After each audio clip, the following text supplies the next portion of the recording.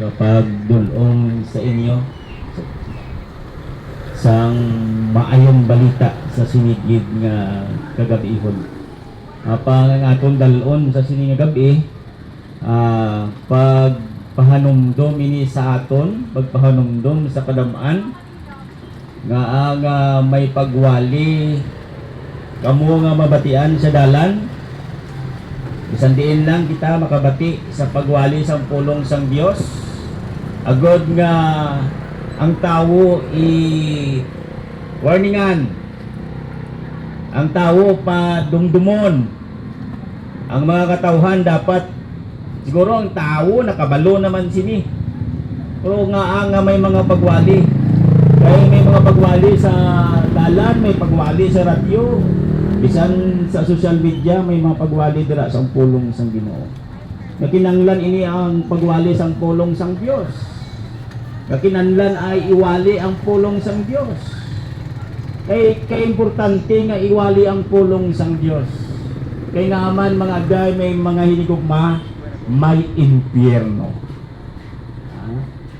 Kung wala gid man may tawo gid man nga wala iya gapati impyerno, ang nasulat sa balaan kasulatan, nagambalang balaan kasulatan may impyerno.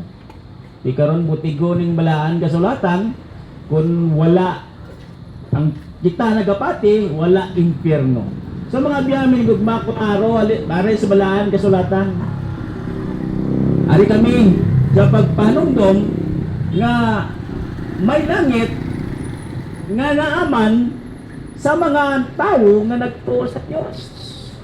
Apang ang masakit kay may langit, may impyerno man nga naaman. Biyamin gugma, kung ang tao ya pamangkoton, ang tao hindi gidyat gusto magpa-impyerno. Kung ang tao pamangkoton, gusto gidyas ang tao mo palangit. May istorya diri sa balahan kasulatan mga agyan may gugma. In Luke chapter 16 diri bala. May istorya diri na hanungod sa isa ka manggaranon kag kay Lazaro. Sama-sama tani ginahambal diri mabiyang min gugma nga aton kabuhi. Isa lang gikining aton kabuhi. Kag natangduan sa tawo nga mapatay sang makaisa. Kag sa tapos sina kamatayon ang tawo magapa tubang sang husay sa tubangan sa Dios.